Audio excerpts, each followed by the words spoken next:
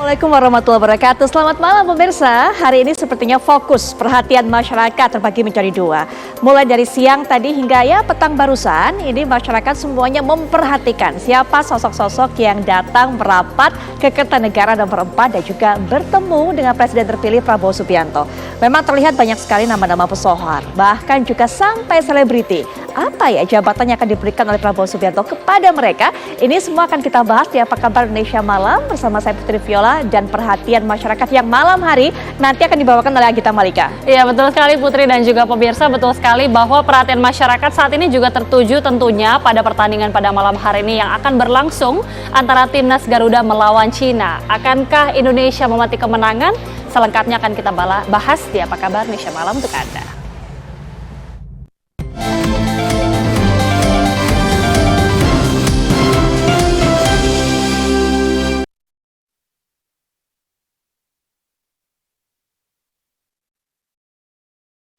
Ya pemirsa, kita akan lihat kabar pembuka yaitu Dewan Perwakilan Rakyat. DPR RI berencana menambah 2 komisi dan 1 badan. Kesepakatan ini dicapai sebagai bentuk kesiapan dalam mengawal pemerintahan Presiden dan Wakil Presiden terpilih Prabowo Subianto Gibran Rakabuming Raka. Mengawal pemerintahan baru Presiden dan Wakil Presiden terpilih. Dewan Perwakilan Rakyat DPR RI menggelar rapat paripurna yang salah satunya beragendakan penetapan alat kelengkapan Dewan atau AKD periode 2024-2029 serta menyepakati komposisi pada Komisi DPR RI dengan penambahan 2 komisi baru menjadi total 13 komisi untuk DPR RI. Sebelumnya, Ketua DPR RI Puan Maharani menyatakan akan ada penambahan 2 komisi dan 1 badan sebagai alat kelengkapan Dewan AKD. Hal ini disetujui sebagai bentuk kesiapan dalam mengawal pemerintahan baru Presiden dan Wakil Presiden terpilih pada periode 2024-2029. Kesepakatan ini dicapai secara musyawarah mufakat dalam rapat pimpinan dan rapat konsultasi perdana setelah pelantikan bersama dengan 8 fraksi yang ada di tubuh DPR RI Senin kemarin. Puan menjelaskan penambahan 2 komisi dari sebelumnya 11 komisi menjadi 13 komisi akan menyesuaikan dengan kementerian yang akan diumumkan oleh pemerintah. Sementara 1 badan yang ditambahkan merupakan badan aspirasi masyarakat yang nantinya bertugas untuk menampung aspirasi masyarakat. Alhamdulillah secara musyawarah dan mufakat kami bisa menyelesaikan secara baik, tenang, damai, adem ayem, keputusan tentang komposisi dan kesepakatan siapa sesuai dengan proporsionalitasnya, jumlah anggota yang ada, siapa yang kemudian memimpin komisi-komisi dari 13 komisi yang ada. DPR RI baru akan mengkonfirmasi bidang apa yang akan ditangani oleh Komisi 12 dan Komisi 13 setelah Presiden baru mengumumkan seluruh kementeriannya nanti. Dari Jakarta, tim TV One mengabarkan. Badan Kerjasama Antar Parlemen, Mahkamah Kehormatan. Pemirsa, hari ini Presiden terpilih Prabowo Subianto kembali memanggil calon-calon menteri dan wakil menteri bertempat di kediamannya di Kertanegara, Jakarta. Ya, sosok pertama yang hadir adalah Pramono Anung. Politisi PDIP sekaligus calon gubernur Jakarta, Pramono Anung, bertemu dengan Presiden terpilih Prabowo Subianto di tengah pemanggilan calon menteri dan wakil menteri. Namun, belum diketahui tujuan Pramono Anung berkunjung ke kediaman Prabowo. Selain Pramono Anung, sejumlah calon wakil menteri sudah mendatangi kediaman Presiden terpilih Prabowo Subianto di Jalan Kertanegara, Jakarta Selatan. Mereka yang hadir adalah politikus Gerindra Ahmad Riza Patria, politikus PAN Viva Yoga, kemudian disusul Gus Miftah, artis Raffi Ahmad, dan Giring Niji. Kemudian Ketua Harian Partai Gerindra Sufmi Dasko juga menyatakan bahwa jumlah tokoh yang dipanggil hari ini lebih banyak dibandingkan pada Senin kemarin, ketika hanya calon menteri yang dipanggil oleh Prabowo. Mereka yang dipanggil hari ini banyak dari kalangan profesional yang akan menjadi calon wakil menteri dan juga kepala badan pada kabinet Prabowo Subianto Gibran Rakabuming Raka.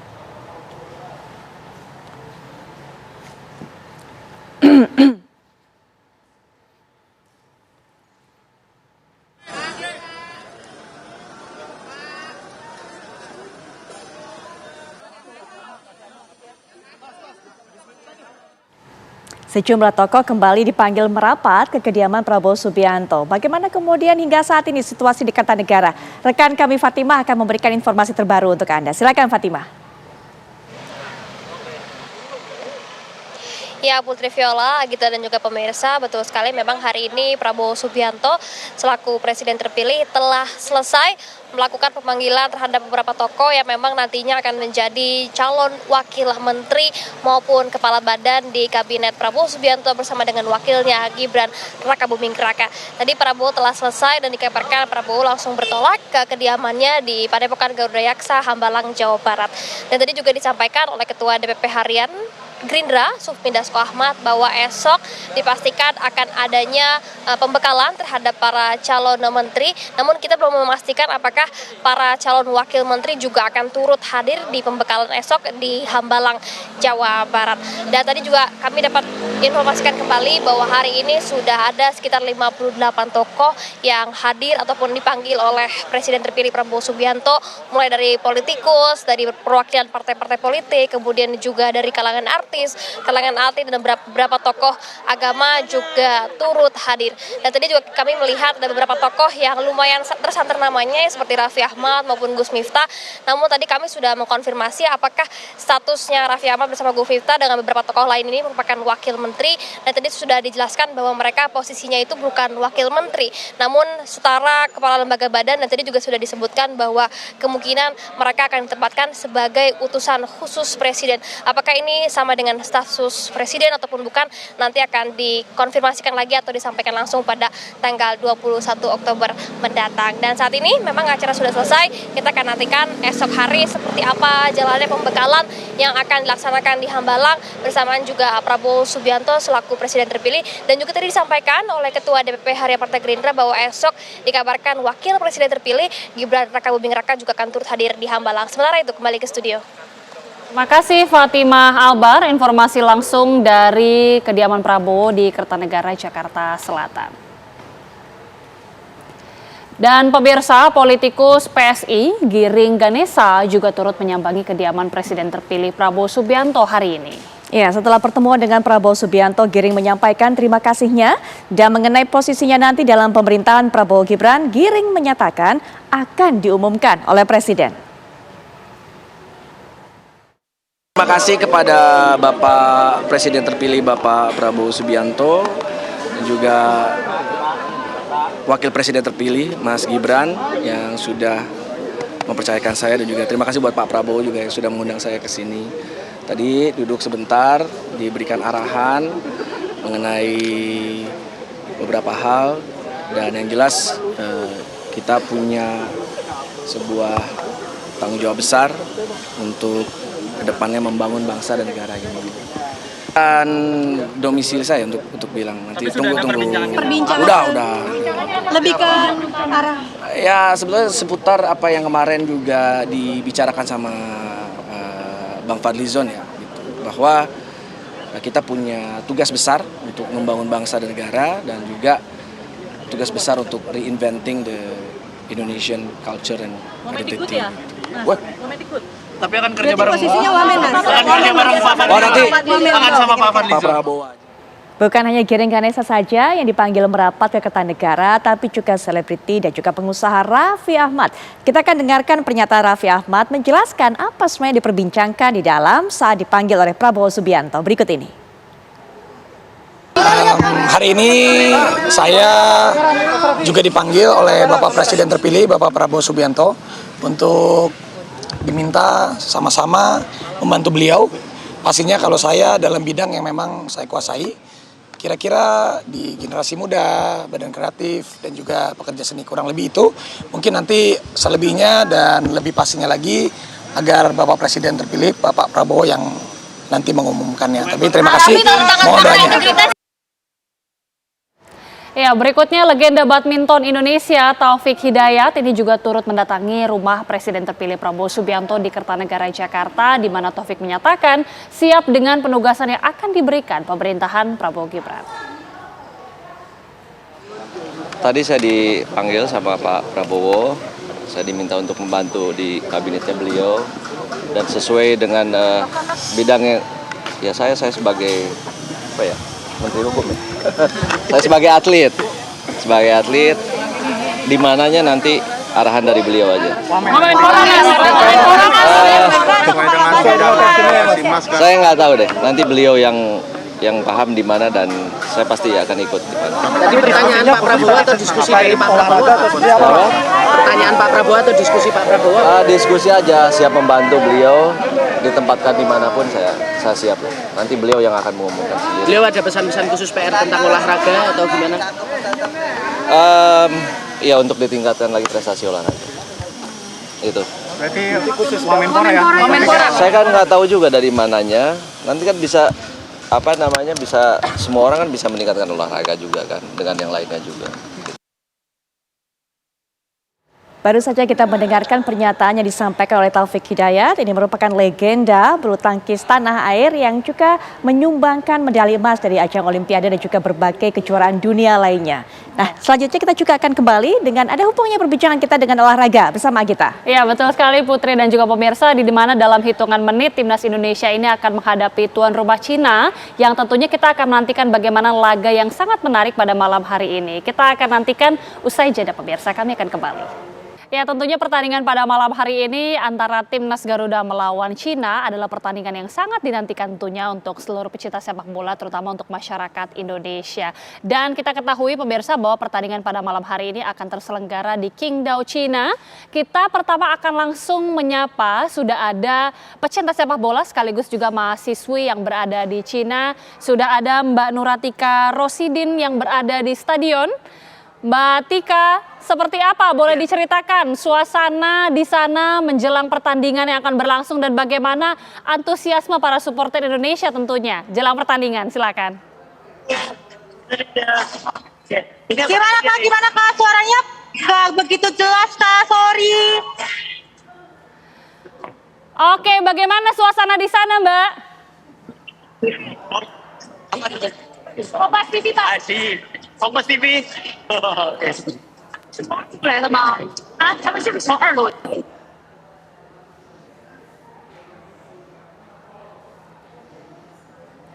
Oke, kita melihat tentunya pemirsa saat ini suasana terkini dari mahasiswi Indonesia yang tentunya berada di Cina. Tampaknya ini sudah ramai sekali dengan supporter dari Timnas Garuda, supporter Indonesia yang menantikan jelang kick off.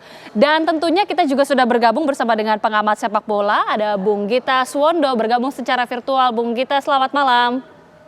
Selamat malam, Agita. Baik, Bung Gita, ini pertandingan yang sangat kita nanti-nantikan, sangat mendebarkan tentunya, tapi sebenarnya seberapa krusial pertandingan ini untuk Indonesia, Bung, mengingat Indonesia saat ini di peringkat 5 saat ini di grup C, Bung? Ya, sangat krusial ya sebenarnya. Walaupun kita konsisten belum pernah kalah, tapi kita juga belum pernah menang. Ini yang membuat kita ada di peringkat kelima, karena dengan format 3 angka untuk kemenangan, 1 angka untuk draw, itu hasil 3 kali draw itu sangat sangat merugikan, apalagi di pertandingan terakhir kemarin di tengah ambang kemenangan kita harus bermain imbang. Intinya adalah kita harus memenangkan laga kali ini. Ditambah tadi kalau lihat beritanya adalah 7 pemain kita riskan untuk terkena kartu kuning kedua sehingga mungkin absen dalam pertandingan melawan Jepang nantinya jika terkena lagi. Ini kenapa kita harus memenangkan laga ini. Ada ataupun tidak ada 7 pemain itu mungkin lawan Jepang akan sangat berat, sehingga mau tidak mau 3 poin pertama harus kita dapatkan di pertandingan kali ini. Dan kebetulan Cina kan sedang tidak baik-baik saja, walaupun di dunia sepak bola balik-balik lagi ya, pertandingan keempat biasanya atau kelima biasanya menjadi titik balik sebuah tim yang lagi terpuruk. Mudah-mudahan Cina itu bangkitnya di pertandingan kelima, bukan di pertandingan keempat ya jadinya. Kita mengharapkan demikian ya, tapi memang banyak yang mengatakan bahwa Cina saat ini tengah dalam posisi goyah, bahkan disebutkan sejumlah sumber bahwa pelatihnya ini terancam dipecat jika kalah dari Indonesia. Tapi sebenarnya bagaimana Bung melihat kekuatan dari Cina sendiri dan mungkin sejarah juga ya bahwa Indonesia waktu itu juga mungkin pernah bertemu dengan Cina. Seperti apa kekuatan Cina ini? Cina sih sedang menurun ya kekuatan sepak bolanya, baik di level klub maupun level tim, apalagi level tim nasional mereka. Mereka memang pernah lolos ke Piala Dunia tahun 2002, tapi kemarin kan pada saat Piala Asia digelar di Qatar mereka gugur di putaran pertama, sedangkan kita masuk ke babak 16 besar. Yang jadi persoalan adalah sebenarnya Cina ini terlepas mereka melawan Jepang kalah 0-7 karena saya pikir levelnya Jepang sangat berbeda dengan 5 tim yang lain, tapi berhadapan dengan Australia, berhadapan dengan Saudi Arabia yang pernah kita tahan imbang, mereka sebenarnya cukup menekan. Mereka punya kemampuan untuk pressing ketat di tengah, di belakang dari awal, mereka pressing tinggi ke depan sehingga merepotkan Australia dan juga Arab Saudi. Mereka unggul terlebih dahulu, cuman persoalannya adalah setelah menit ke-70 grip mereka itu lepas. Mereka seperti kehilangan stamina, kehilangan grip atas pertandingan sehingga kemudian disusul oleh Australia maupun Arab Saudi. Ini kesempatan kita sebenarnya, asal Shin Tae-yong dan anak asuhnya Shin Tae-yong ini mampu bermain 90 menit seperti halnya pada saat kita menghadapi Arab Saudi di babak pertama, di 35 menit pertama, saya pikir persoalan ini akan selesai. 3 poin akan kita dapat. Kenapa? Memanfaatkan momentum di mana Cina itu menurun penampilannya, kita bisa ngegas di akhir-akhir pertandingan. Ini yang kenapa kita harus bermain konsisten selama 90 menit. Oke, jika tadi Bung Gita mengatakan performa kita ini memang cenderung stabil ya, tapi kan seperti tadi dikatakan Bung Gita, Indonesia ini belum pernah menang, bahkan belum pernah kalah juga selama 3 pertandingan terakhir. Bagaimana ini Bung melihatnya? Nah, saya sih pikir tidak ada terlalu persoalan signifikan di jantung pertahanan kita ya. 3 center back kita siapapun yang dipasang bermain cukup baik, bahkan kemarin Jordi Amat juga ya lumayan untuk ukuran Jordi Amat, tidak jarang membuat blunder. Penjaga gawang kita juga luar biasa, 9 save melawan Arab Saudi, 9 save melawan Australia, kemarin melawan Bahrain ada 5 save. Jadi 23 penyelamatan yang sudah dilakukannya, yang terbanyak dari semua penjaga gawang yang ada di grup C ini. Persoalannya kita adalah kita itu tidak letal di depan, kita tidak mampu menyelesaikan setiap peluang menjadi gol. Kita bukan tim yang punya kemampuan untuk killing the game. Kemarin terlepas dari wasit juga dianggap tidak fair terhadap kita, tapi seharusnya kita bisa mencetak gol ketiga. Kita punya peluang untuk mencetak gol ketiga bahkan keempat. Jika itu berhasil, kita akan selamat dari hasil imbang. Kenapa? Karena itu juga yang dilakukan oleh Jepang terhadap Bahrain pada saat bermain di Bahrain kan. Mereka unggul 3 gol, Bahrain juga menekan di akhir, mereka mencetak gol keempat dan gol kelima di masa injury time sehingga mereka kemudian memenangkan laga. Jadi artinya adalah sebuah tim yang punya kemampuan untuk killing the game bisa menyelamatkan mereka untuk mendapatkan 3 poin. Ini yang belum kita punya sampai dengan pertandingan ketiga. Kalau kita kilas balik pada saat pertandingan Indonesia kontra Bahrain, ini hasil imbang yang diperoleh dari pertandingan Indonesia kontra Bahrain kemarin, apalagi ada isu juga dijahili begitu ya oleh wasit, dicurangi oleh wasit. Ini seberapa berpengaruhnya ini Bung terhadap mentalitas timnas kita? Kalau saya dengar omongannya anak-anak timnas, terutama Kapten J. Itzes, bahwa dia mengatakan bahwa hasil apapun yang terjadi di sepak bola itu bisa terjadi kapanpun. Jadi mereka unggul, mereka seperti akan memenangkan laga, tapi kemudian ditahan imbang, itu sering terjadi dimanapun. Kemudian wasit menambah jam waktu itu kan menurut koridor peraturan FIFA diperbolehkan, walaupun memang agak aneh waktunya jauh sekali panjangnya. Tapi yang kita tidak boleh hilang adalah fokus kita terhadap pertandingan berikutnya. Itu yang dikatakan oleh Kapten J. Itzes bahwa mereka harus fokus, mereka harus menatap pertandingan kali ini, memanfaatkan momentum di mana Cina belum mencatatkan 1 poin pun, itu yang paling penting. Oke. Sekarang mungkin kita bisa sebelum berbicara mengenai dari lini depan, tengah dan juga belakang begitu ya Bung. Melihat dari komposisi tim sendiri, ini apakah kita bisa mengatakan ini adalah adu pemain naturalisasi Bung? Karena di Cina sendiri jika kita memantau ini ada 5 pemain naturalisasi juga. Bagaimana Bung melihatnya? Ya, harus disebutnya seperti itu ya, tapi balik-balik lagi, pilihan pemain kita jauh lebih banyak dibandingkan para pemain China sendiri ya. Kalau kita lihat, bahkan kalau kita lihat line up yang sudah diturunkan untuk pertandingan kali ini oleh Shin Tae-yong, seperti Calvin Verdong, dia berperan sebagai center back, bukan back kiri lagi seperti halnya pertandingan melawan Bahrain. Di mana siapa back kirinya? Shane Patinama yang kemarin ada di bangku cadangan. Kemudian Asnawi dimainkan sebagai back kanan, bukan Sandy Walsh lagi. Jadi pilihannya cukup terbuka bagi Shin Tae-yong. Kemudian Tom Hai yang digadang-gadang tidak punya kemampuan untuk menjaga fitnessnya selama 90 menit, di bangku cadangan terlebih dahulu. Nathan Chow dan Ivar Jenner yang akan bermain di tengah. Nanti mungkin Tom Hai akan dimainkan seperti halnya melawan Australia di 25 menit terakhir. Kemudian Witan yang kemarin di bangku cadangan bermain di depan. Ragnar yang punya kekuatan fisik luar biasa tetap dimainkan. Rafael Struijk juga dimainkan. Ini artinya pilihannya banyak bagi Shin Tae-yong. Saya juga nggak terlalu tahu kekuatan sepak bola Cina apakah punya komposisi yang bisa membuat mereka bertukar-tukar pemain. Karena kalau dilihat dari pertandingan kedua dan ketiga berhadapan dengan Arab Saudi dan juga Australia, mereka nyaris sama. Hanya saja mereka memang bisa ngegas di awal-awal. Ini yang harus kita waspadai. Oke. Berbicara mengenai strategi, kemudian skema, ini sangat berpengaruh sekali terhadap pelatih atau berpengaruh sekali dari pelatih Shin Tae-yong. Ini skema seperti apa yang kemudian harus diimplementasikan pada saat kontra melawan Cina ini, Bung? Kira-kira? Saya ingat pertandingan pertama melawan Arab Saudi ya, 35 menit pertama tuh saya sampai bingung, ini tim nasional Indonesia atau tim dari Eropa ya, karena mainnya itu fluid sekali. Semua pemain saling berdekatan untuk menerima umpan-umpan passing-passing 1-2 dari rekan-rekannya. Kita unggul terlebih dahulu, tapi setelah 35 menit melawan Arab Saudi itu nyaris tidak pernah lagi kita bermain seperti itu. Babak kedua melawan Arab Saudi kita tertekan, 2 babak melawan Australia. Terlepas dari 5 menit pertama kita punya 2 peluang, kita juga tertekan. Kemarin melawan Bahrain, terlepas dari wasit sering menghentikan pertandingan sehingga flow permainan kita tidak berkembang, kita juga tertekan ya. Walaupun kita unggul 2-1, tapi kita lebih banyak tertekan dari Bahrain. Artinya kita harus bermain seperti berhadapan dengan Arab Saudi di babak pertama, di 35 menit pertama. Itu yang harus dilakukan oleh pasukannya Shin Tae-yong, mengambil inisiatif awal. Oke, artinya bermain cukup menyerang ya, tidak menggunakan strategi defensif. Apakah seperti itu, Bung? Jaga-jaga defensif ya, artinya balance antara menyerang dan defensif. Kenapa? Defensif kita kan cukup terjaga, artinya Ivar Jenner maupun Nathan Choaon punya kemampuan untuk membantu 3 center back dengan sangat bagus. Kenapa tidak Tom Haye dulu? Karena Tom Haye mungkin lebih menyerang dibandingkan dengan 2 pemain ini. Dan balance di belakang itu akan terjaga. Yang menjadi persoalan adalah bagaimana kita menyerang. Nah, itu yang belum terjadi dalam 3 pertandingan. Kita harus benar-benar menciptakan peluang demi peluang. Lawan Australia kita hanya punya 2 peluang di awal 5 menit pertama. Lawan Arab Saudi peluang kita banyak di babak pertama. Lawan Bahrain kemarin peluang kita hanya 2 dan dua-duanya menjadi gol. Jadi memang harus efektif.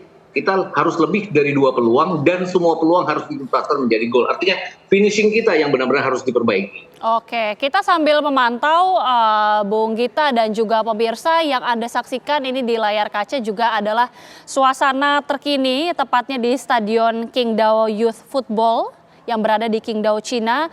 Pemirsa, Anda bisa lihat bahwa ini adalah situasi yang tentunya cukup ramai ya, sudah cukup ramai karena kick off ini sekitar pukul 19 waktu Indonesia Barat. Dan tadi bahkan kita sudah melihat juga dari rekan kita yang berada di Cina, Qingdao, Cina, sudah ada tadi Nuratika atau Mbak Tika. Nah, kita bisa lihat pemirsa, antusiasme supporter Indonesia ini tampaknya cukup banyak ya. Sebagaimana kita ketahui, banyak sekali warga Indonesia atau WNI yang berada di Cina yang tentunya cukup antusias untuk menyaksikan laga Timnas Cina versus Timnas Indonesia yang kita ketahui ini merupakan pertandingan keempat di grup C, tepatnya pada putaran 3 kualifikasi Piala Dunia 2026 zona Asia.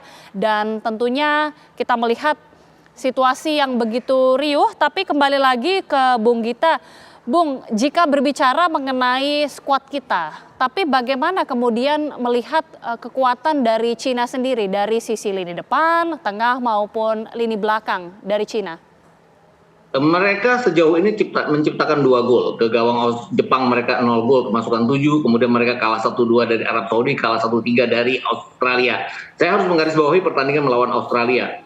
Itu barisan belakang mereka benar-benar bertahan dengan baik. Mereka bermain tinggi tapi sangat konsisten menjaga lawan. Australia di babak pertama nyaris tidak punya peluang untuk bisa menembus pertahanan dari China. Itu yang saya katakan bahwa China selalu bagus di 60 menit pertama, 70 menit pertama bahkan dalam 2 pertandingan terakhir mereka, tapi kemudian mereka benar-benar kehilangan momentum di 20 menit terakhir. Ini yang harus kita manfaatkan. Menjaga kemungkinan Cina untuk mengambil inisiatif serangan, tapi kemudian memukul mereka di akhir-akhir pertandingan. Kalau kita lihat kemarin kan Stroik juga banyak ya dikritik bahwa dia menghilang peluang, dia kehilangan bola, dia kehilangan peluang. Tapi kan dia saya pikir tipe striker bahwa dia punya 1 peluang, dia tuntaskan menjadi gol. Itu yang harus terus dilakukan oleh Stroik. Artinya dia harus mencari ruang kosong seperti kemarin pada saat dia menciptakan gol kedua kita ke gawang Bahrain. Dan rasa-rasanya harusnya bisa ya berhadapan dengan China yang saya pikir dari 5 lawan kita adalah lawan yang paling paling open spaces di belakang pada saat-saat tertentu.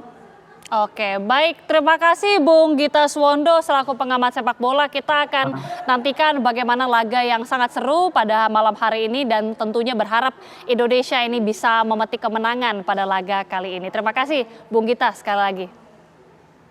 Sama-sama.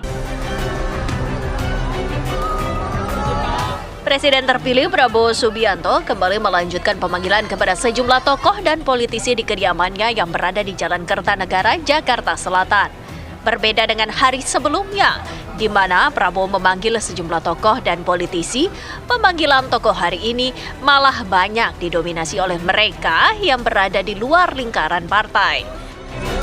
Tokoh-tokoh yang dipanggil hari ini diantaranya berasal dari kalangan entertainment, misalnya Raffi Ahmad, Yovie Widianto, juga penyanyi sekaligus politisi PSI, Giring Ganesha. Sayang, mereka belum menjelaskan posisi yang akan ditempatinya kelak. Hari ini saya juga dipanggil oleh Bapak Presiden terpilih, Bapak Prabowo Subianto, untuk diminta sama-sama membantu beliau. Pastinya kalau saya dalam bidang yang memang saya kuasai, kira-kira di generasi muda, badan kreatif, dan juga pekerja seni kurang lebih itu, mungkin nanti selebihnya dan lebih pastinya lagi agar Bapak Presiden terpilih, Bapak Prabowo yang nanti mengumumkannya. Tapi terima kasih, mohon doanya.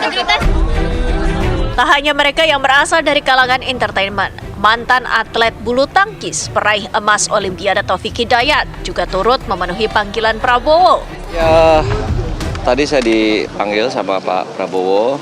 Saya diminta untuk membantu di kabinetnya beliau dan sesuai dengan bidangnya. Ya saya sebagai apa ya, Menteri Hukum ya. Saya sebagai atlet, di mananya nanti arahan dari beliau aja. Saya nggak tahu deh. Nanti beliau yang paham di mana dan saya pasti akan ikut di mana. Tadi pertanyaan Pak Prabowo atau diskusi dari Pak Prabowo? Pertanyaan Pak Prabowo atau diskusi Pak Prabowo? Diskusi aja, siap membantu beliau ditempatkan dimanapun saya siap. Nanti beliau yang akan mengumumkan sendiri. Beliau ada pesan-pesan khusus PR tentang olahraga atau gimana? Ya untuk ditingkatkan lagi prestasi olahraga. Itu. Berarti khusus Wamenpora ya? Saya kan nggak tahu juga dari mananya. Nanti kan bisa bisa semua orang kan bisa meningkatkan olahraga juga kan dengan yang lainnya juga.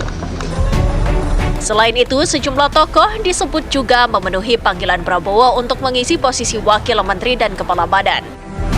Sebenarnya, bagaimana Prabowo melakukan seleksi akan sosok yang mengisi kabinetnya nanti? Apakah para pesohor yang dipanggil oleh Prabowo ini menjadi sosok yang akan mengisi jabatan menteri atau calon wakil menteri dan kepala badan? Tim TV One mengabarkan.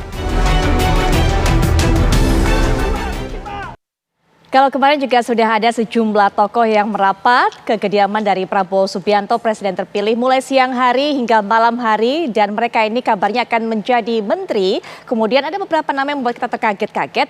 Hari ini sepertinya publik juga akan semakin kaget ketika melihat ada semakin banyak lagi nama yang diundang untuk datang ke Kertanegara dan melihat bagaimana sepak terjang mereka selama ini. Karena ada beberapa nama yang seperti kiprahnya jauh dari politik. Sebut saja ada Yovie Widianto, kemudian juga ada beberapa nama lainnya. Tapi sebenarnya akan diberikan kepercayaan apa, mandat apa oleh Pak Prabowo Subianto mereka ini? Nah, untuk bisa menjawabnya sudah hadir para narasumber sekaligus juga menganalisa. Ada di samping saya merupakan Waketum dari Partai Gerindra, ada Bang Habibur Rahman. Assalamualaikum warahmatullahi wabarakatuh, Bang Habib. Yo, selamat malam. Malam, baik. Dan juga sudah bersama saya pengamat politik Mas Agung Baskoro. Assalamualaikum warahmatullahi wabarakatuh. Salam Mbak Putri. Kalau pakai batik saya kira habis dari Kertanegara juga. Saya kira gitu Bang tadi Bang. Jangan malam ini dipanggil nih. boleh. Baik, Bang, ini saya mau konfirmasi terlebih dahulu. Yang hari ini dipanggil memang sudah fix untuk wakil menteri dan kepala lembaga setingkat kementerian, atau sebenarnya masih ada juga calon menterinya juga dipanggil pada malam hari ini? Jadi tokoh-tokoh yang dipanggil mulai kemarin ya kan ya, hari ini atau mungkin bisa juga sampai besok ya, adalah tokoh-tokoh yang diminta Pak Prabowo ya untuk membantu beliau di pemerintahan. Apakah jabatannya wamen, apakah menteri di bidang apa dan lain sebagainya, apakah ada jabatan lain ya kan yang bisa membantu Pak Presiden, nanti akan diinformasikan secara resmi. Baik. Nah, apakah ini kemudian sudah selesai? Memang sudah ini finish tadi pada petang tadi, atau sebenarnya masih ada nama-nama yang harus kita nantikan nih, Bang? Kita nggak tahu ya apakah selesai hari ini atau besok, ya kan ya. Tapi yang jelas finalnya itu namanya penunjukan menteri itu adalah saat diumumkan. Bang, bukannya besok sudah waktunya mereka ini untuk mengikuti materi, mendapatkan materi kemudian di Hambalang, Bang? Bukannya seperti itu? Artinya sudah close dong nama-namanya harusnya? Atau sebenarnya kita masih bisa menunggu nih? Jangan buru-buru menyimpulkan, kita lihat saja nanti. Ya. Karena saya terus terang Mas Agung menunggu, ada nggak perwakilan PKS, ada nggak perwakilan PDIP, karena kan kabarnya ini akan digandeng semua oleh Pak Prabowo. Tapi kemudian belum datang, Bang. Jadi saya masih boleh berharap mereka ini datang pada malam hari ini atau besok, kita gitu, Bang? Lihat nanti pada tanggal setelah pelantikan Pak Prabowo nanti yang diumumkan seperti apa. Nggak mau bagi-bagi rahasia sepertinya Mas Agung. Masih di-keep sampai sekarang, bikin kita kemudian penasaran terus. Mas Agung bagaimana melihatnya? Akankah kemudian perwakilan PKS dan PDIP masih diberi tempat? Kalau kita lihat juga apa yang disampaikan Bang Habib. Kalau perwakilan PKS kemarin sudah ya, tapi mungkin diwakili oleh kalangan akademisi yang memang ada afiliasi ke PKS, kalau nggak salah Prof. Yasserli ya dari ITB seperti itu. Dan memang ada beberapa nama lain yang sedikit banyak itu merepresentasikan partai, tapi memang tidak menjadi kader utamanya langsung. Seperti itu, dan beberapa momen pemerintahan sebelumnya juga pernah terjadi seperti itu. Jadi untuk PKS sudah terwakili, kemudian untuk PDIP ini masih misteri berkabut ya. Karena alangkah elok ketika memang nanti Pak Prabowo melibatkan kader PDIP ke dalam kabinet, didahului pertemuan dengan Ibu Mega dulu. Nah, sayangnya pertemuan itu tak kunjung terwujud, apalagi tadi ada Mas Pram kan datang. Nah, dalam banyak spekulatif rumor seperti itu membawa pesan Ibu Mega. Nah, pesannya apa? Nah, hanya teman-teman PDIP yang tahu isinya. Tapi yang jelas saya kira mungkin arahan untuk segera bertemu atau menunda untuk bertemu, kita nggak tahu. Yang jelas semua publik menanti itu, dan kemungkinan Menteri PDIP untuk masuk masih ada, karena kan kabinet dilantik tanggal 21, diumumkan tanggal 20. Jadi masih ada 4-5 hari ke depan, saya kira sangat menentukan. Dan peta orang-orang yang dipanggilnya masih dinamis dalam pengertian saya. Kenapa? Sebenarnya ini ajang fit and proper test juga, tapi kemungkinan mereka dilantik dan dipilih itu besar ya, 90% lah seperti itu. Tapi kemudian nanti publik membedah, ada yang bermasalah, ada misalkan tes kesehatannya juga ada problem, misalkan ada kasus atau apa, itu kan masih bisa dinamis, Mbak. Jadi kalau saya melihat ini masih berjalan fit and proper test itu. Jadi yang dipanggil jangan kegeeran dulu, tetap fokus, tetap kalem ya, karena apapun masih bisa terjadi. Karena pernah kejadian juga kan, udah pakai baju kemeja putih, siap, celana bahan hitam, udah di dalam istana nggak jadi dilantik jadi menteri, kan pernah di periode pertama Pak Jokowi. Bahkan cawapres juga gitu, nggak jadi dipilih padahal sudah pakai jas kan. Nah, jadi para menteri yang calon-calon menteri, calon wakil menteri yang dipanggil ini tenang dulu, santai. Jangan care dulu, ya kan, harus kalem dulu. Mas Agung tadi mengatakan apa yang menjadi isi pesan dari Bu Mega disampaikan oleh Mas Pram cuma PDIP yang tahu. Gerindra juga tahu. Nah, makanya Bang Habib nanti setelah iklan kita tanya, harus buka rahasia. Boleh lah Bang, dikit-dikit buka rahasia. Apa pesan dari Mas Pram? Termasuk tadi Bang, ini masih dalam rangkaian fit and proper test atau sebenarnya sudah fix semua nama ini? Tapi nanti Bang Habib setelah jeda kami akan lanjutkan kembali perbincangan di Apa Kabar Indonesia Malam. Pada Bapak Presiden terpilih Bapak Prabowo Subianto, juga Wakil Presiden terpilih Mas Gibran yang sudah mempercayakan saya, dan juga terima kasih buat Pak Prabowo juga yang sudah mengundang saya ke sini. Tadi duduk sebentar, diberikan arahan mengenai beberapa hal, dan yang jelas kita punya sebuah tanggung jawab besar untuk kedepannya membangun bangsa dan negara ini. Dan domisili saya untuk bilang nanti tunggu. Udah. Lebih ke arah. Ya sebetulnya seputar apa yang kemarin juga dibicarakan sama Bang Fadlizon ya, bahwa kita punya tugas besar untuk membangun bangsa dan negara, dan juga tugas besar untuk reinventing the Indonesian culture and identity. Tapi akan kerja bareng. Posisinya wamen, Mas. Akan kerja bareng Pak Fadlizon. Oh, nanti akan sama Pak Fadlizon. Pak Prabowo aja. Yang jelas bukan wakil menteri. Jadi Bapak perintahkan untuk lebih banyak fokus di bidang moderasi, toleransi, dan semacamnya. Jadi walaupun kita berangkat masuk ke beliau bersama-sama, tetapi dengan tugas bidang masing-masing. Dan juga bukan dalam bentuk badan ya Pak ya. Tapi yang jelas ada amanah Presiden yang kemudian saya diperintahkan untuk lebih fokus kepada masalah toleransi dan moderasi. Setiap tokoh yang keluar dari rumah ataupun kediaman Pak Prabowo Subianto berbicara ke media selalu bikin kita penasaran. Termasuk yang terakhir Gus Miftah. Katanya soalnya Bang, bukan wakil menteri yang jelas, bukan juga lembaga badan, tapi disuruh mengurusi masalah moderasi toleransi. Terus apa Bang ini Bang? Kan dikaryakan sebagai apa? Ya kita tunggu saja, yang jelas itu adalah orang-orang yang dimintai Pak Prabowo untuk membantu beliau di pemerintahan. Ya. Jabatannya apa, nanti pada saat yang tepat Pak Prabowo langsung yang akan mengumumkan dan menjawab teka-teki ini semua. Gitu. Nggak mau spill dikit aja Bang, buka-buka karena masyarakat penasaran apalagi ya kalau bukan wamen, apalagi kalau bukan lembaga, apalagi Bang tugas pokoknya apa? Jabatan yang memang domain penunjukannya dari Pak Presiden gitu loh. Demikian pula Giring Ganesa yang kita dengarkan tadi juga nggak mau bagi-bagi jadi kemudian. Jadi itu, mau clue sedikit ya gitu lah, jabatan yang domainnya Pak Presiden. Baik, gitu. Cluenya sedikit dari Bang Habib. Kalau dari Mas Agung kemudian menerjemahkan clue ini apa kira-kira ya potensinya didapatkan oleh mereka? Ya mungkin bisa jadi semacam kayak utusan presiden ya Mbak ya. Kan ada banyak utusan presiden yang mengurusi di dalam negeri, mungkin soal tadi ya toleransi, moderasi. Di luar negeri mungkin juga ada utusan. Kan model semacam ini juga dipraktekkan oleh sistem di US ya. Ada utusan Presiden Amerika untuk misalkan Timur Tengah, untuk urusan kemudian Asia Tenggara, misalkan semacam itu. Saya kira ada arahan ke sana, tapi saya ini lagi-lagi masih menerka kira-kira apa di luar wamen, di luar kepala badan, ataupun lembaga setingkat menteri, apa ya mungkin arahannya ke sana bisa jadi. Apalagi figurnya Gus Miftah ya, terus Giring yang memang pesohor yang bisa menarik animo publik, massa gitu untuk lebih concern dengan bidang yang mereka geluti ketika nanti ditunjuk oleh Pak Prabowo seperti itu. Baik, bicara mengenai fit and proper test, hari ini sebenarnya masih dalam rangkaian fit and proper test atau sebenarnya sudah fix semua sih Bang ini Bang? Ya apa istilahnya, apakah ini fit and proper test, yang jelas adalah bentuk komunikasi Pak Prabowo dengan orang-orang yang tadi dikatakan oleh mereka juga diminta membantu Pak Prabowo di pemerintahan, gitu kan ya. Apakah sudah selesai atau belum? Ya nanti dulu. Itu kan haknya Pak Prabowo. Betul. Mau tambah sehari, 2 hari, 3 hari, kita berikan keleluasaan ke Pak Prabowo. Betul, haknya Pak Prabowo yang sepertinya juga diketahui oleh Bang Habib. Ada nggak kemungkinan ini masih dalam proses seleksi? Artinya kita nggak lihat jadi. Nanti. Kita lihat. Gak sabar soalnya Bang. Tapi Bang, kembali ke yang saya tanyakan tadi. Saat kemudian Mas Pram ini datang, apa yang coba disampaikan? Apakah memang sebagai utusan Ibu Megawati menyampaikan pesan atau sebenarnya seperti apa? Ya, bentuk komunikasi itu sebenarnya sering terjadi ya. Mungkin kali ini karena Pak Prabowo itu kan seharian ada di Kartanegara, maka datangnya ke Kartanegara ya. Jadi petinggi-petinggi PDI Perjuangan sering sekali bertemu dengan petinggi-petinggi kami, termasuk dengan Pak Prabowo.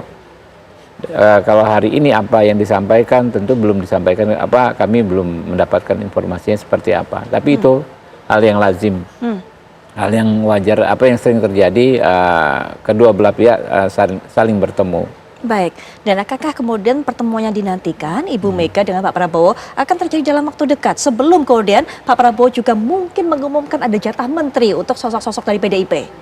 Ya kita lihat ya, kalau kita kan melihat namanya pertemuan antar tokoh bangsa itu adalah sesuatu yang baik.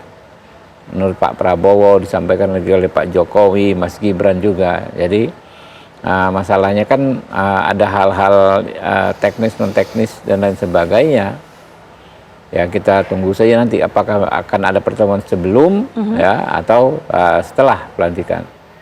Kalau Mas Agung bagaimana meraba-rabanya memprediksinya antara kemudian pertemuan rencana pertemuan PDIP, Mas Agung juga katakan seharusnya adalah ada pertemuan terlebih dahulu sebelum Pak Prabowo mengumumkan nama mungkin ada jatah kursi menteri untuk PDIP.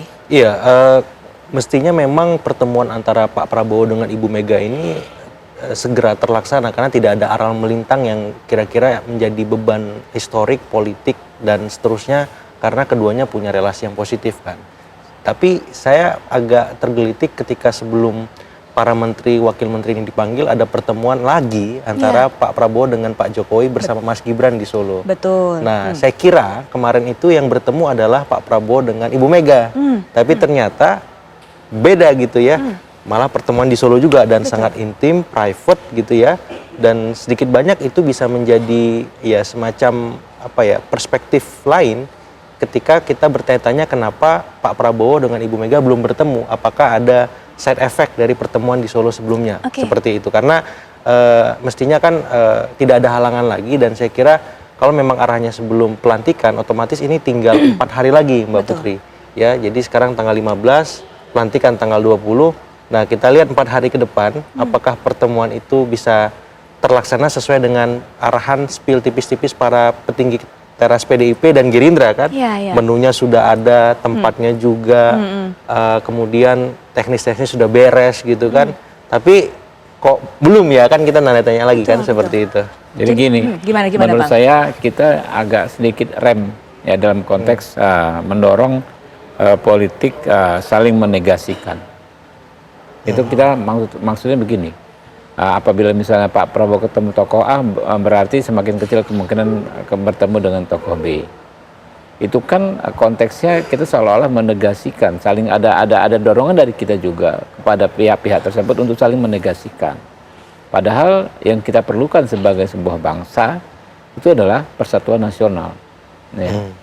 Artinya mungkin nggak sih kita ini ya bersatu sebagai bangsa, apakah dalam kabinet, apakah dalam yang lebih luas ya kan ya, dengan melupakan ya kan sejarah konflik masing-masing, karena nggak akan ada selesai.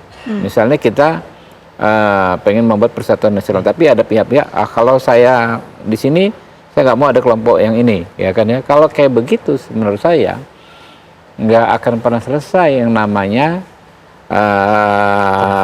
konflik perseteruan di negara kita ini. Kita melihat ke depan, ya kan ya, apa namanya belajar di 2019 sebetulnya kan ya, 2019 itu kan epic ya, namanya terbentuknya persatuan nasional yang sangat-sangat epic ya. Nggak ada lagi anti-antian, nggak ada lagi negasi-negasian. Kalau saya masuk ini harus keluar, itu ada semua di situ gitu kan ya. Nah, yang ideal menurut saya kita semua nih, karena kita semua ini kan juga berpartisipasi dalam jalannya praktek-praktek berpolitik di negara ini kan ya. Kita dorong saja, semangatnya kita dorong saja ya bahwa baiknya memang ya persatuan nasional itu. Tanpa ada lagi semangat ya saya mau masuk kalau yang sini nggak ada. Ya, baiknya sih seperti itu kalau menurut saya ya. Karena memang biasanya sebelum-sebelumnya suka terdengar tuh Bang isu-isu seperti itu, persyaratan-persyaratan. Kita nggak ngerti ya, kita kan itu kan komunikasi di tingkat yang sangat tinggi ya kan ya. Tapi menurut saya ya Habibur Rahman nih, taruhlah pribadi mengatakan ya, kita quote, idealnya kalau boleh kita dorong rame-rame ya kan, petinggi-petinggi kita itu ya kan ya, menerapkan prinsip, menanggalkan prinsip saling menegasikan itu. Baik.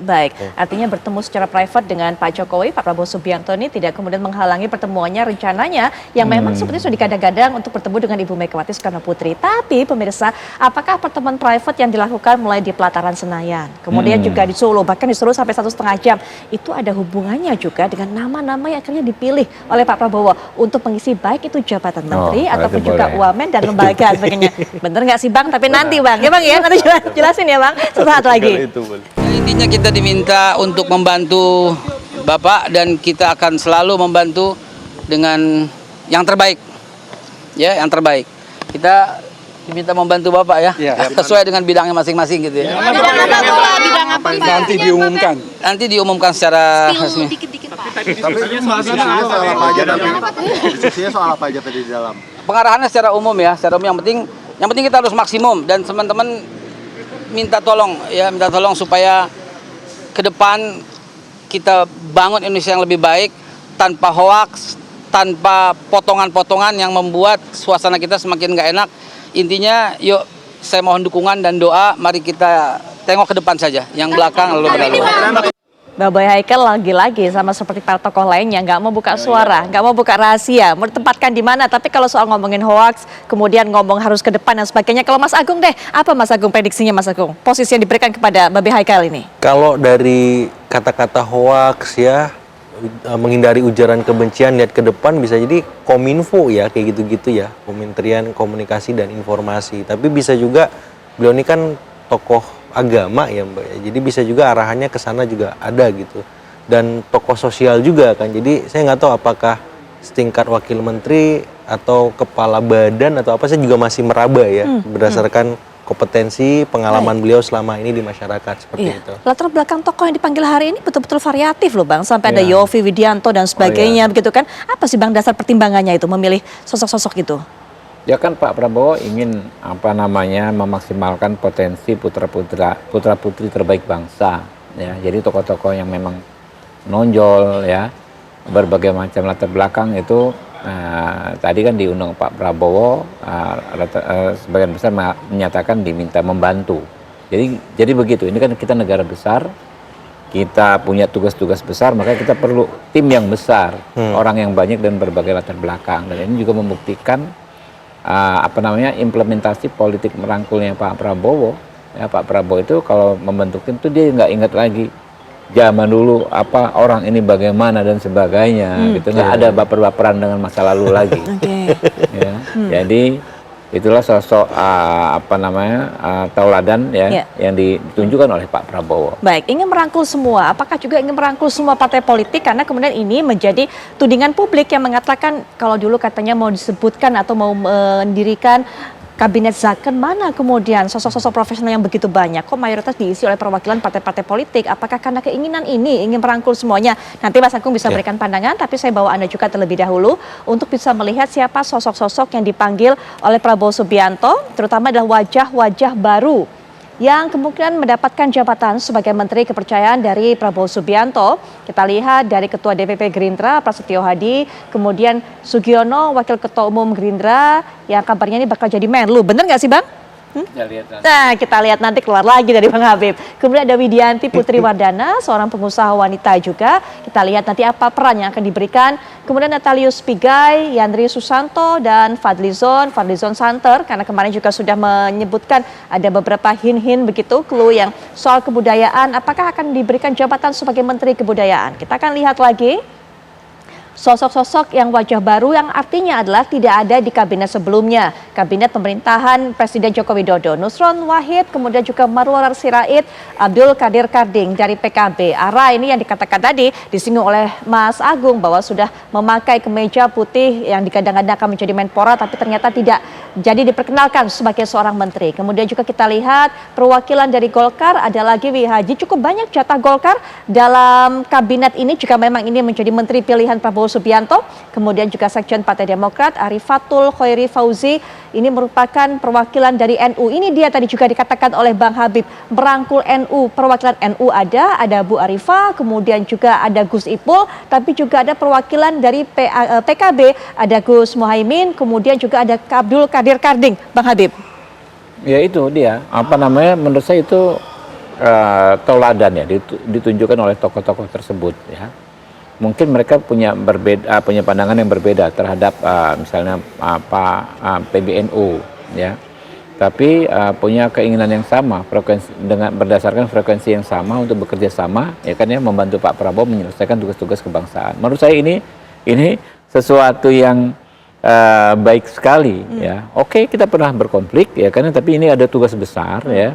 Pak Prabowo bilang terus ya, geopolitik ya, di luar situasi semakin tidak menentu, kita ini memerlukan persatuan nasional yang kuat gitu loh.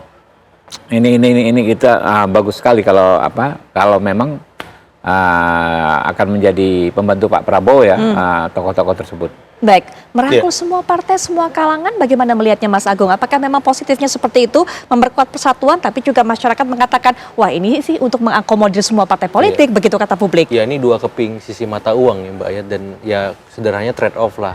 Seandainya tidak diakomodasi semua, bisa jadi ada riak-riak dan dinamika politik yang tidak perlu, yang nanti bisa berdampak kepada stabilitas. Tapi di saat yang sama, publik kan bertanya-tanya apakah ini bisa bekerja dengan optimal, efektif, efisien, bagaimana soal komunikasinya, koordinasinya ketika besar sekali, misalkan ada wamen lebih dari satu, lebih dari dua, seperti itu, teknisnya, taktisnya seperti apa. Nah, saya kira solusinya nanti ada di kepemimpinan Pak Prabowo ujungnya. Bagaimana mengkonsolidasikan ini, menertibkan ini, supaya ketakutan publik, kekhawatiran publik bahwa ini tidak bekerja maksimal dan seterusnya, bisa tereduksi atau terminimalkan. Kenapa? Karena kita nggak bisa mungkiri ada semacam memori masa lalu yang istilahnya bagi publik kalau terlalu besar yang diakomodasi, otomatis logika elitnya lebih utama ketimbang nalar publiknya, dan itu yang tidak ingin kita alami kembali seperti itu. Supaya apa? Supaya harmonis, supaya seimbang, otomatis kita harus kontrol nih. Cara terbaik mengontrol itu ya dengan kita terlibat dan dilibatkan oleh Pak Prabowo. Ketika ada waktu 5 hari ini, kita lihat apakah semua menteri yang jalan catwalk di Kertanegara itu sudah sesuai dengan harapan kita. Batik. Seperti itu, apakah belum gitu ya, ini waktunya. Nanti bisa jadi teman-teman LSM NGO memberikan catatan kan, tiba-tiba ada pelaporan soal masa lalunya, rekam jejak hukumnya dan seterusnya. Jadi saya kira itu poin krusial dan harapannya ini bisa jadi masukan lah, mumpung masih ada berapa hari seperti Silakan itu. tanggapi Bang Habib. Ya, kita ada sudut pandang yang sedikit beda dengan Mas Agung. Yang dikatakan dua sisi mata uang, antara mengakomodir dengan mendorong persatuan nasional. Itu dua hal yang sama menurut saya. Apa namanya nggak bisa dipertentangkan. Efektivitas. Ya. Kita mengakomodir ya sebanyak mungkin elemen itu dalam konteks mewujudkan persatuan. Efektivitas atau efisiensi itu juga sesuatu yang harus kita baca dalam konteks semangat yang diucapkan dan diimplementasikan dalam senafas ya. Kita jangan berpikir hanya efektivitas itu hanya efisiensi, lebih sedikit lebih hemat, ya kan ya, nggak begitu. Efektivitas itu daya pukulnya benar nggak? Nah itu apakah cukup dengan sekian personel, apa lebih ideal kalau lebih besar personel yang dilibatkan? Itu dia. Yang kedua, yang kita ini harus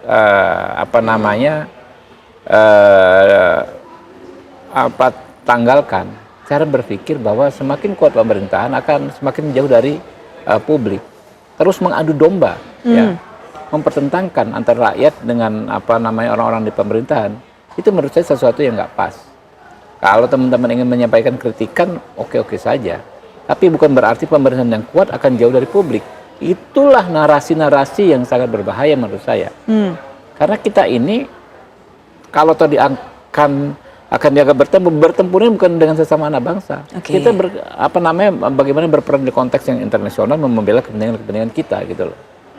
Jadi semakin kuat justru publik akan semakin kuat juga karena pemimpin-pemimpinnya kuat gitu kan ya. Negara akan semakin kuat. Publik juga akan semakin terlindungi kepentingannya. Karena di tengah situasi yang seperti ini ya kan ya, kalau negara kita menjadi lemah, maka tentu saja kepentingan publik akan semakin terabaikan. Kalau negara kita menjadi kuat karena pemimpin-pemimpinnya bersatu dan kuat, maka kepentingan publik juga semakin mudah diakomodir. Kurang lebih begitu. Baik, tapi benar nggak sih Bang, nama-nama tersebut titipan dari Pak Jokowi nanti ya Bang ya, setelah jeda. Termasuk juga kita akan lihat sepertinya Pak Prabowo juga bukanlah kacang yang lupa kulit. Ada sosok-sosok yang begitu membantu Prabowo Subianto perjuangannya dan juga diberikan kesempatan untuk mendedikasikan kinerjanya kepada negara di masa pemerintahannya kali ini. Nanti kita akan bahas setelah jeda. Baru dapat amanah dari Bapak Presiden sebagai Wakil Menteri Luar Negeri, dan kemungkinan besar sebagian besar pekerjaannya untuk dunia Islam. Ini pertemuan pertama dengan Pak Prabowo sebelumnya sudah diajak Pak? Oh, sudah ada pembicaraan. Ikut tanda tangan fakta integritas juga kan?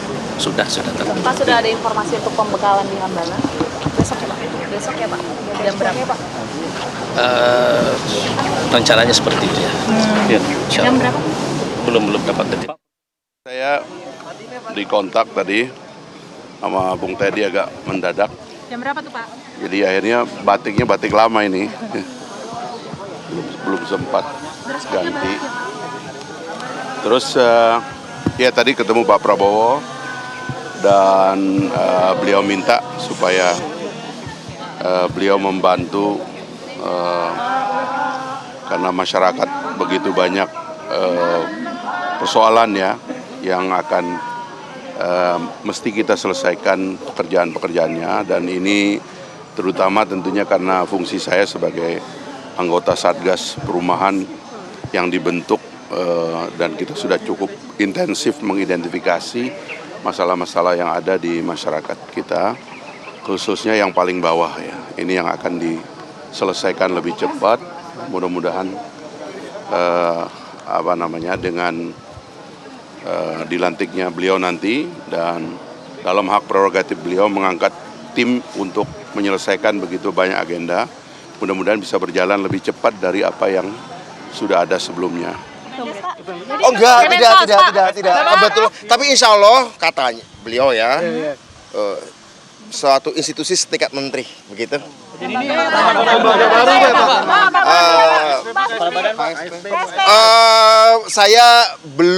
Saya belum dikasih tahu yang persis apa, tapi insya Allah mungkin lembaga baru.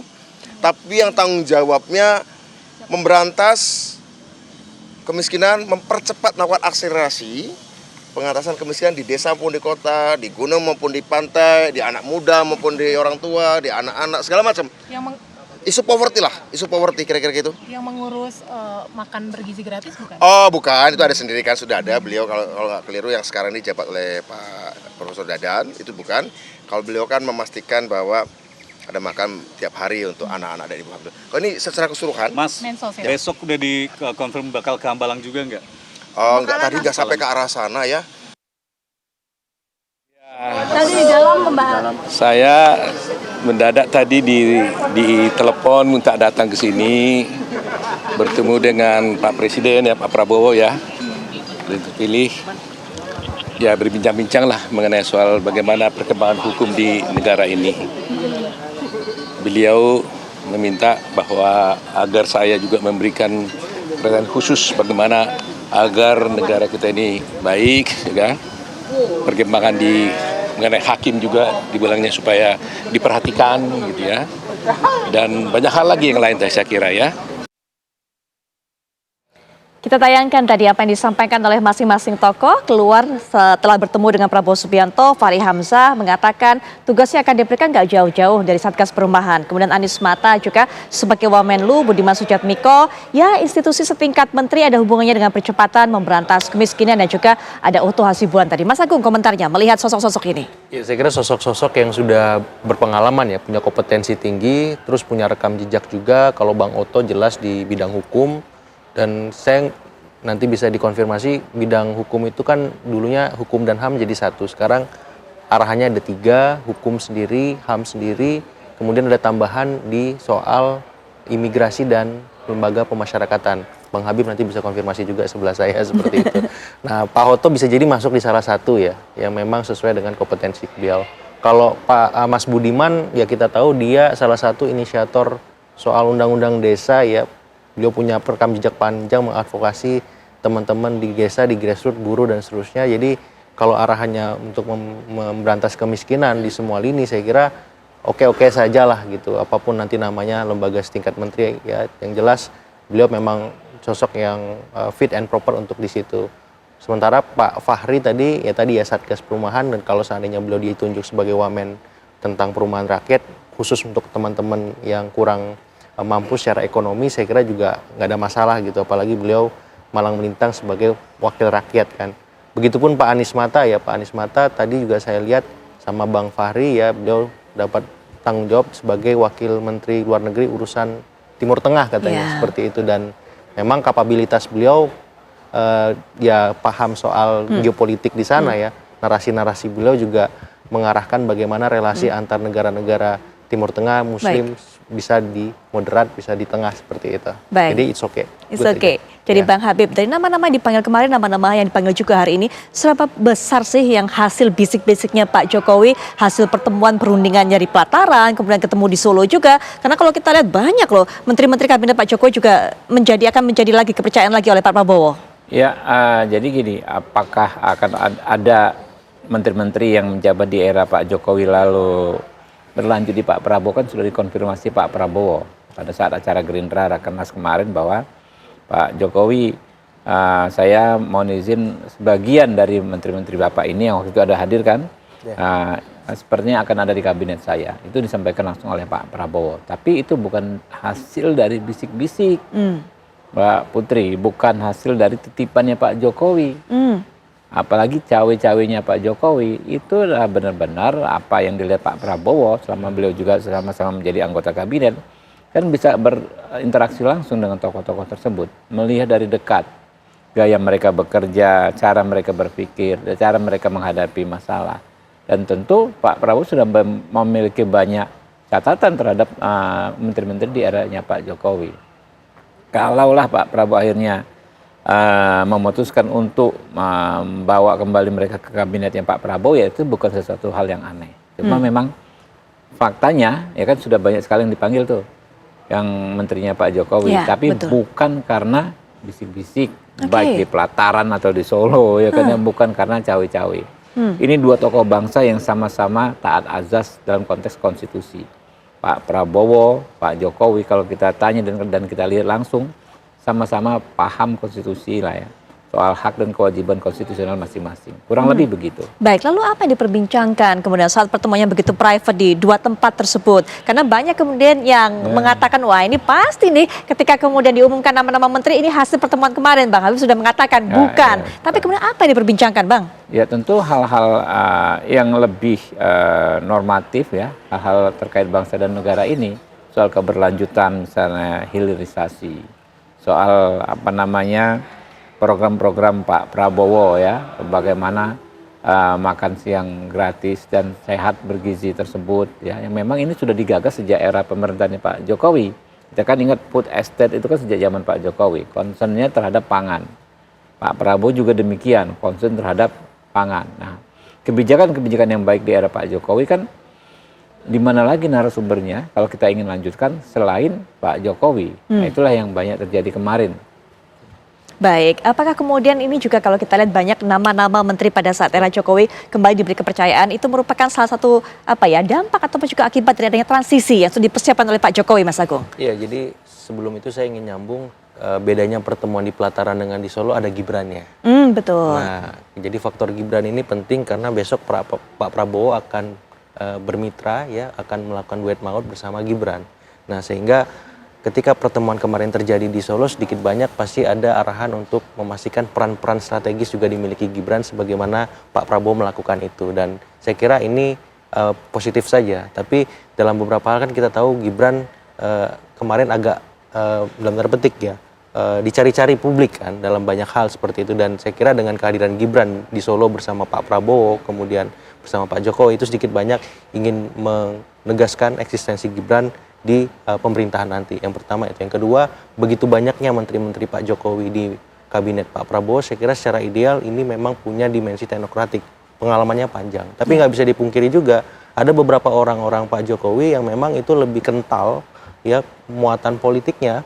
Ya kita bisa sebutlah beberapa nama yang itu memang dalam tanda petik itu adalah menteri ataupun wakil menteri yang memang punya preferensi yang kuat bahwa ada kepentingan ataupun arahan Pak Jokowi di masa depan dengan sosok-sosok tadi. Supaya apa? Supaya keberlanjutan yang selama ini menjadi nafas dan narasi besar kampanye Prabowo Gibran itu tetap bisa terlaksana. Dan kita tahu ada beberapa program-program mercusuar Pak Jokowi juga yang memang masih harus dikerjakan. Kita sebut ada soal hilirisasi, digitalisasi, IKN, dan lain-lain. Dan orang-orang tadi sedikit banyak bisa mengawal itu, memastikan ini tetap terus dikerjakan begitu. Iya, kalau nama-nama ini bukanlah bisikan titipan dari Pak Jokowi, apakah kemudian Mas Gibran juga dilibatkan, Bang Habib, untuk memilih nama-nama ini? Sejauh mana kemudian pengaruhnya ataupun juga keterlibatannya?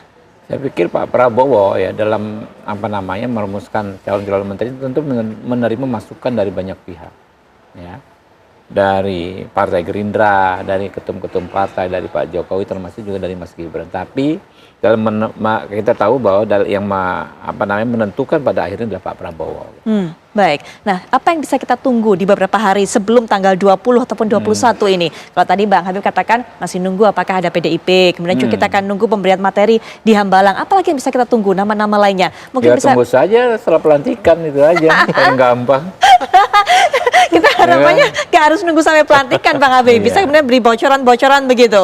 Bersabar. Ya kan kita mencari yang terbaik ini. Baik, apa juga yang mungkin bisa kita tunggu kalau Mas Agung? Pertama ya tadi ya, apakah PDIP melalui Ibu Mega, Pak Prabowo, Gerindra jadi ketemu, satu, dan setelah itu ada follow up-nya di kabinet, di luar, dan seterusnya. Yang kedua, apakah 106 nama menteri, wakil menteri, kepala badan, dan setingkat itu, dan lain-lain itu, tetap dilantik ya dengan orang yang sama. Atau ada yang hilang, atau ada yang berubah, nah itu juga menarik nanti. Ya misterinya gitu. Kalau hilang ataupun berubah sebenarnya apa faktor-faktor yang menyebabkan hal itu? Ya bisa jadi karena memang persoalan teknis ya. Mungkin nggak lolos tes kesehatan, bisa jadi ada catatan-catatan khusus. Atau yang kedua memang ada rekam jejak yang menjadi noda hitam seperti itu. Yang ketiga bisa juga karena ada istilahnya akseptabilitas politiknya di antara ketum-ketum partai koalisi ataupun di luar itu publik misalkan rendah gitu. Nama itu akhirnya bisa menjadi beban, bisa menjadi bumerang bagi Pak Prabowo di masa depan. Jadi akhirnya nama itu hilang dan digantikan nama yang lain. Baik, Seperti tapi itu. sudah di hari-hari seperti ini, sudah semakin dekat tanggal 20, apakah masih membicarakan di fase tersebut, Mas Agung? Masih ada kemungkinan dan celah itu karena belajar tadi kan di Pak Jokowi, bahkan yang sudah pakai baju kemeja putih pun celana bahan hitam dan siap untuk dilantik menjadi menteri bisa tidak jadi dalam hitungan menit gitu. Apalagi ini ada hitungan hari yang saya kira semuanya masih ada celah kemungkinan walaupun kecil, Mbak Putri. Tapi menurut saya ya teman-teman yang sudah dipanggil hilir mudik di Kertanegara tadi ya menurut saya tinggal fokus saja, persiapkan yang terbaik seandainya memang ada hal-hal di luar dugaan terjadi karena namanya politik kan, semua hal bisa terjadi dan mungkin mengemuka seperti itu. Baik, konfirmasinya Bang Habib, apakah memang masih ada tahap-tahapan seperti itu? Tes kesehatan, kemudian juga tadi katakan oleh Mas Agung, masih butuh persetujuan kemudian dari para ketua parpol-parpol, ataupun juga masih ada mungkin nanti LSM yang memberikan sumber-sumber materi mengenai latar belakang dari sosok-sosok ini? Kita lihat pokoknya yang jelas finalnya itu ketika diumumkan nanti. Ini yang bikin kita penasaran. Ada siapa lagi, akan ada kejutan apa lagi, begitu kan? Termasuk juga yang kita nantikan adalah pertemuan dengan Ibu Megawati Soekarno Putri dengan Pak Prabowo Subianto. Apa kemudian melihat terakhir, Mas Agung, dengan materi seperti ini yang ada, dengan jumlah juga kementerian yang semakin banyak, ini sudah dipastikan. Komisi DPR juga semakin banyak. Apa yang juga yang kita harapkan, bisa kita harapkan dari pemerintahan kabinet Pak Prabowo Subianto ini? Iya, saya kira pertama jelas leadership Pak Prabowo ya. Bagaimana mengorkestrasi ratusan nama ini supaya tetap dalam satu komando. Dan saya kira Pak Prabowo terbiasalah dengan itu. Dan yang paling penting sebenarnya apakah nih menteri-menteri di bawahnya pasukannya biasa nggak dengan itu? Karena ini kan sipil, bukan militer ya. Jadi ketika ada sistem komando yang jelas, tegas, dengan etos kerja yang tinggi, disiplin tinggi, kualitas tinggi. Ini kan standar Pak Prabowo nih. Menteri-menterinya kuat nggak? Siap nggak? Nah kalau menurut saya ini masih ada waktu 4-5 hari dipertimbangkan. Kalau nggak kuat mundur aja gitu. Masih ada waktu. Kita nunggu, ya kan? Karena apa? Karena Pak Prabowo ekspektasinya kan besar. Ya. Pertumbuhan ekonomi 8% seperti itu. Betul. Nah yang kedua buat menteri-menterinya nih, ya persiapkan diri sebaik mungkin untuk mengejar target tinggi Pak Prabowo. Kalau memang siap, ayo. Kalau nggak, jangan memaksakan sesuatu yang tidak bisa dikerjakan seperti itu. Iya Pak Bang, mau ada terakhir lagi, mau ditambahkan? Iya mundur kalau nggak siap gitu Bang. Bukan. Itu bukan Pak Prabowo yang target tinggi, tapi ekspektasi rakyat. Oke, baik. Ya, Bang Habib terima kasih, Mas Agung terima kasih. Siap, kita sama-sama. nantikan, tadi kalau kata Bang Habib, apakah ada pertemuan dengan Ibu Megawati? Apakah ada nama-nama kembali yang akan merapat menghadap Prabowo Subianto? Masih ada beberapa hari ke depan menjelang tanggal 20 dan 21 Oktober. Agita Malika akan juga menemani Anda setelah jeda berikut ini. Silakan Agita. Ya betul sekali Putri dan juga pemirsa, usai jeda pemirsa kita akan hadirkan informasi dari unjuk rasa ratusan honorer tenaga kesehatan di kantor Badan Kepegawaian Daerah Kabupaten Muna, Sulawesi Tenggara ini berlangsung ricuh. Sesaat lagi informasinya untuk Anda, kami segera kembali. Unjuk rasa ratusan honorer tenaga kesehatan di kantor Badan Kepegawaian Daerah Kabupaten Muna, Sulawesi Tenggara berlangsung ricuh. Unjuk rasa dipicu ratusan nakes yang hendak mendaftar CPNS jalur P3K yang tidak terdata di BKN. Kalian tidak sedang tidur.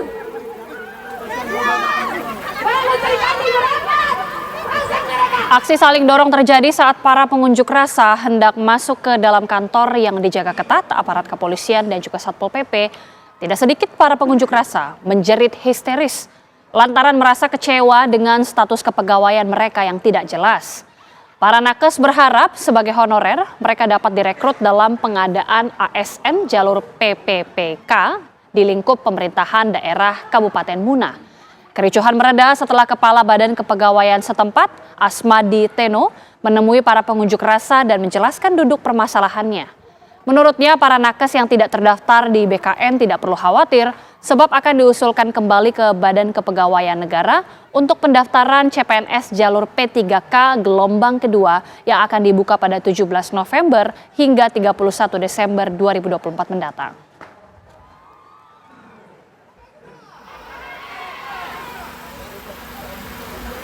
Selamat pagi.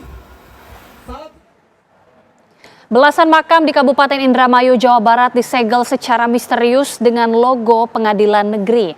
Sontak kabar penyegelan makam ini mengundang penasaran dari warga sekitar.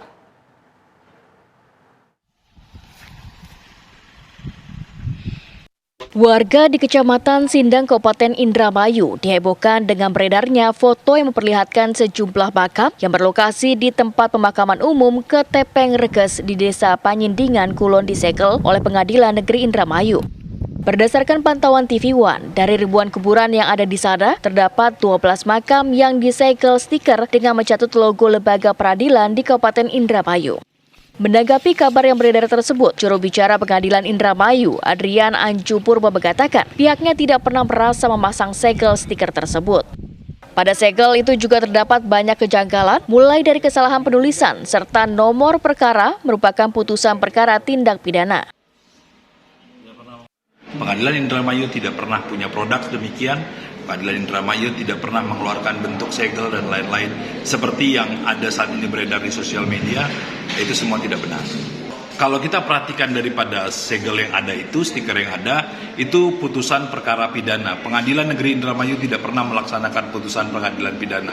Karena berdasarkan Kitab Undang-Undang Hukum Acara Pidana, yang melaksanakan putusan pidana oleh pengadilan adalah jaksa, sehingga pengadilan tidak pernah mengeluarkan hal tersebut. Pemerintah Desa Panyindangan Kulon mengaku tidak mengetahui adanya penyegelan makam. Penyegelan itu baru diketahui pemerintah desa dari media sosial. Hingga saat ini belum diketahui siapa oknum yang memasang stiker segel tersebut. Pengadilan Indramayu juga belum mendapat konfirmasi langsung dari keluarga dari makam yang ditempeli stiker segel pasca kejadian tersebut. Dari Indramayu, Jawa Barat, Opir Riharjo, TV One mengabarkan. Polisi masih menyelidiki penyebab meledaknya kapal cepat yang mengangkut rombongan calon gubernur Maluku Utara mendiang Beni Laos. Polisi menggelar olah tempat kejadian perkara di dermaga pelabuhan regional Bobong, Desa Bobong, Kecamatan Tali Abu Barat. Olah TKP melibatkan petugas dari Puslap 4, Mabes Polri dan juga Sulawesi Utara, serta petugas Inafis Polda Maluku Utara. Proses olah TKP menyedot perhatian masyarakat setempat.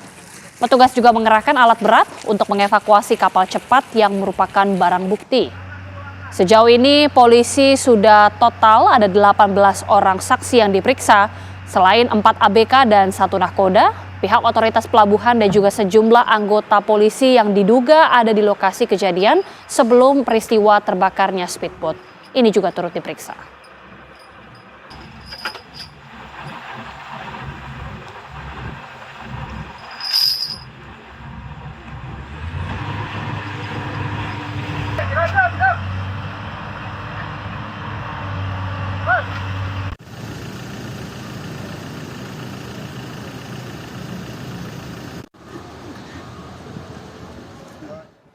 Di tengah investigasi polisi terkait insiden kebakaran kapal calon gubernur Maluku Utara Beni Laos, koalisi partai pengusung Beni mengajukan istri Beni, Shirley Chuanda, untuk maju menggantikan sang suami. Menurut Menteri Dalam Negeri Tito Karnavian, gelaran pemilihan gubernur Maluku Utara akan tetap berlangsung seperti yang dijadwalkan.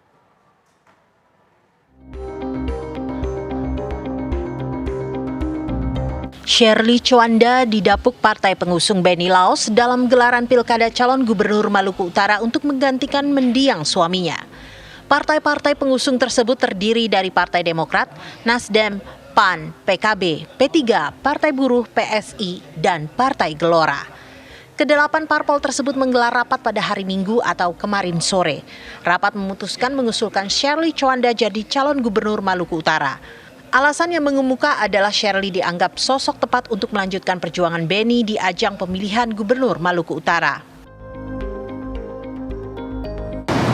Menyikapi hal tersebut, sejak kemarin kami sudah berkoordinasi dengan seluruh pimpinan partai politik, lalu kita melaksanakan rapat, dan kemudian dalam rapat itu berkembang berbagai aspirasi yang ujungnya itu menyepakati segera diusulkan pergantian calon gubernur yang memang dalam ketentuan peraturan perundang-undangan diberi waktu 7 hari.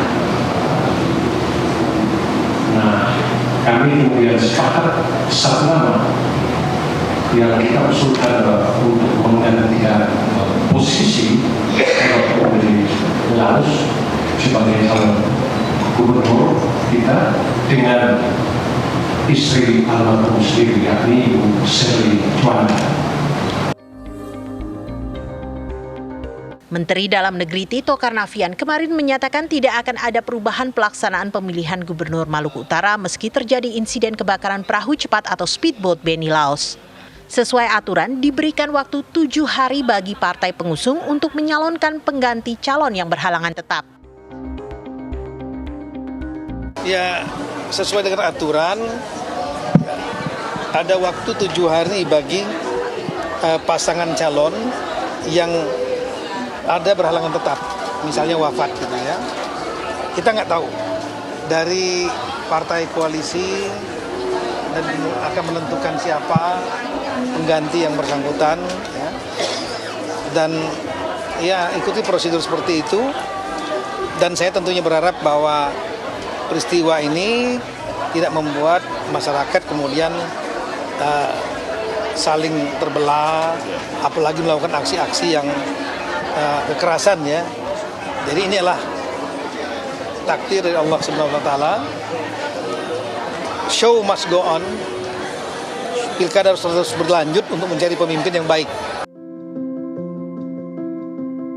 Sementara itu, malam ini terlihat Sherly Juanda yang masih menjalani perawatan luka bakar dalam insiden yang terjadi pada hari Sabtu lalu mengunjungi rumah duka RSPAD tempat jenazah suaminya disemayamkan. Karena masih menjalani perawatan, Sherly harus mendatangi peti jenazah suaminya dengan didorong di atas tempat tidur perawatan. Ia mengucapkan salam perpisahan pada sang suami, lalu kembali ke ruang rawat. Dari Jakarta dan Ternate, Maluku Utara, tim TV One mengabarkan. Ke informasi selanjutnya, pemirsa, kabar bahagia datang dari pasangan putra bungsu Presiden Joko Widodo, Kaisang Pangarep, beserta menantu Erina Gudono atas kelahiran anak pertama mereka Selasa pagi ini.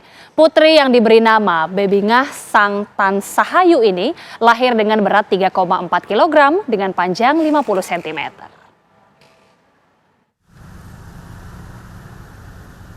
Pengumuman kelahiran putri pertama mereka disampaikan langsung oleh Kaisang Pangarep di Rumah Sakit Umum Bunda Jakarta, Menteng, Jakarta Pusat. Cucu ke-6 Presiden Joko Widodo lahir pada pukul 07.02 WIB melalui proses sesar. Dokter yang mendampingi Kaisang menyebut baik ibu dan sang bayi keduanya diketahui dalam kondisi sehat. Sebelumnya, Kaisang menyebut Presiden Joko Widodo telah menjenguk pada Selasa pagi sebelum melakukan tugas dinas ke Aceh. Rencananya Presiden Jokowi akan kembali menjenguk cucu ke-6-nya tersebut malam nanti. Selain Presiden Jokowi, Gibran Raka Buming Raka juga telah menengok keponakannya tersebut dengan didampingi sang istri Selvi Ananda. Alhamdulillah hari ini tanggal 15 Oktober 2024 telah lahir anak kami, saya dengan Erina, dengan selamat dan sehat sekali. Alhamdulillah semuanya sehat. Dan kami juga sudah memberikan namanya Bebingah Sang Tan Sahayu dengan berat 3,4 kilo dengan panjang 50 cm. Saya kira kita lahir dengan bedah sesar, dengan bayinya lumayan besar mas, sekitar 3,4 dan lebih lancar semuanya dari papa. Dan ibu pada saat melahirkan sudah langsung bisa menyusui dengan ASI eksklusif, dan kami antisipasi 1-2 hari ini adalah masa pemulihan.